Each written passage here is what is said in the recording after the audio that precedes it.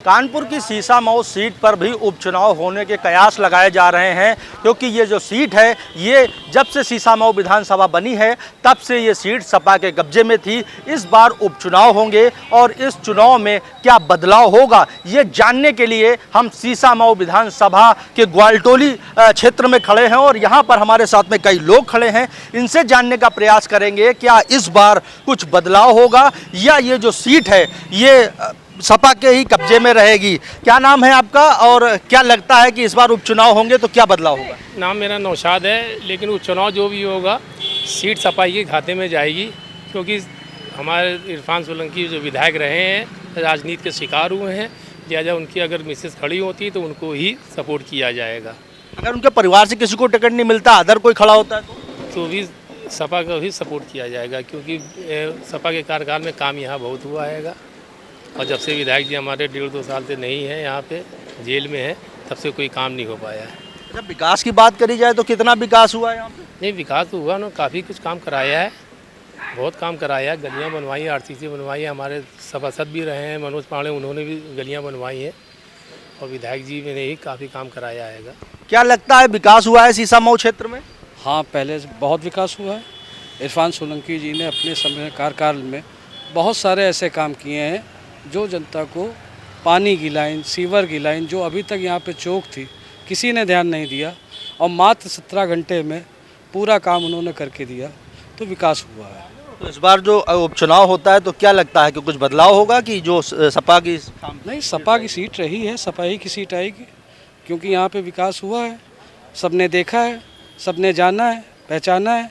और उनके जो वालिद साहब थे उनका भी ऐसा एक पैगंबर वाला हिसाब रहा है कि जो आदमी आज भी उनकी तरफ ही झुकाव देता है, तो सपा ही की सीट रहेगी। क्या लगता है 30 सालों से सपा के खाते में ये सीट थी, क्या कुछ विकास हुआ है कि कुछ बदलाव होगा? नहीं, हमें तो कोई विकास नहीं दिखा यहाँ पर। अब तो बदलाव होना चाहिए, कम से कम कुछ ना कुछ दिखना चाहिए।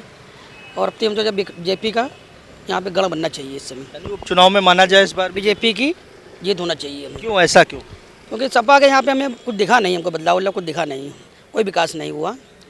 कहने के लिए खाली है, यहाँ पे विकास कुछ नहीं हुआ यहाँ पे। और लोग भी हैं हमारे साथ में। क्या लगता है इस बार उपचुनाव में कुछ बदलाव होने वाला है या जो सपा के खाते में सीट है वो रहेगी? बदलाव परिवर्तन का तो जनता के ऊपर निर्णय है, पर अपना जो सुझाव मत है हम सिर्फ वो बता सकते हैं। ये सीसामऊ विधानसभा 25 साल से निरंतर, ये 5 पंचवर्षीय से समाजवादी पार्टी के खाते में ये सीट जाती रही है। अभी आपने सुना होगा जो ये समाजवादी पार्टी के विधायक इरफान सोलंकी थे, वो बेवा नज़ीर फातिमा के केस में वो जेल गए हैं। तो जब सरकार ने, न्यायालय ने जो है उस बेवा नज़ीर फातिमा को न्याय दिया है, तो अब की बार निर्णायक निर्णय सीसामऊ विधानसभा की जनता भी लेगी और परिवर्तन करके दिखाएगी। जो रही बात विकास की, अगर विकास हुआ होता तो सीसामऊ विधानसभा में आज एक एक जनता, एक एक मतदाता समस्याओं से जूझ रहा है, वो ना जूझता। 25 साल से एक परिवार, एक व्यक्ति के पास निरंतर सीट रही है, उसके बावजूद भी जनता यहाँ की बेहाल रही है।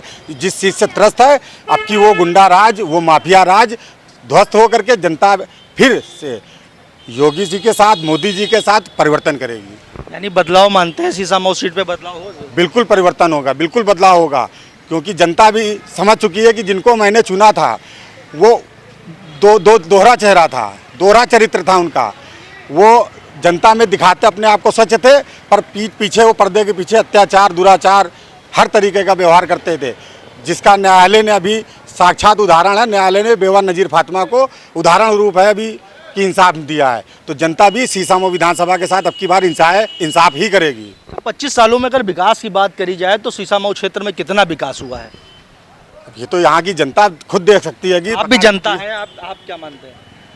देखिए, सरकार होती, जो निधि आती है, तो निधि तो कोई आदमी अपनी जेब में रखेगा नहीं, वो तो खर्चा करेगा। पर विकास के नाम पे, जो डेवलपमेंट के नाम पे होता है ना, एक विकास वो होया कि सड़क बनाई और 1 साल बाद सड़क उखड़ गई। एक विकास वो होता है कि सड़क बनाई तो कम से कम 5 पंचवर्षीय वो रहे तो 1 पंचवर्षीय तो वो सड़क चले। पर इनके द्वारा कराया गया कोई भी विकास कार्य साल भर से ऊपर नहीं चलता था। साल भर के अंदर वो दूसरी बार बनने के, अभी जैसा बताया समाजवादी पार्टी के यहाँ से पार्षद रहे हैं मनोज पांडे, यही ग्वालटोली बाजार की सड़क बनी थी और सड़क बनने के बाद यही लॉकडाउन के समय में, और सड़क लॉकडाउन नहीं खत्म हुआ तो दोबारा फिर पुनः सड़क बनी है। भ्रष्टाचार माना जाए। बिल्कुल भ्रष्टाचार है। और भी लोग हमारे साथ में, इस बार क्या लगता है उपचुनाव में क्या परिवर्तन होने वाला है? परिवर्तन होगा भी और परिवर्तन होना ज़रूरी भी है, क्योंकि अभी आप जो विकास की बात कर रहे थे, उन्होंने केवल अपने परिवार को और अपने साथियों का ही विकास किया है। क्षेत्र की जनता का या विधानसभा क्षेत्र का कोई विकास उन्होंने नहीं किया है। तो इस बार लगता है क्या बदलाव होगा? बदलाव निश्चित हो। बीजेपी की गवर्नमेंट है। बीजेपी। तो ये हमारे साथ में सीसामऊ क्षेत्र से जो लोग थे, उनका साफ तौर पर कहना है कि यहाँ पर जो 25 सालों से ज़्यादा से यहाँ पर जो सपा के खेमे में ये सीट थी, इस बार बदलाव होना है, क्योंकि जो विकास के कार्य हुए हैं उसमें कहीं ना कहीं भ्रष्टाचार भी हुआ है। और जो सपा के विधायक इरफान सोलंकी हैं, वो इस समय एक आगजनी के मामले में जेल में सजा काट रहे हैं। अब देखने वाली बात ये होगी कि इस उपचुनाव में किसका पलड़ा भारी होता है। कैमरामैन अभिषेक के साथ विवेक पांडे, भारत समाचार, कानपुर।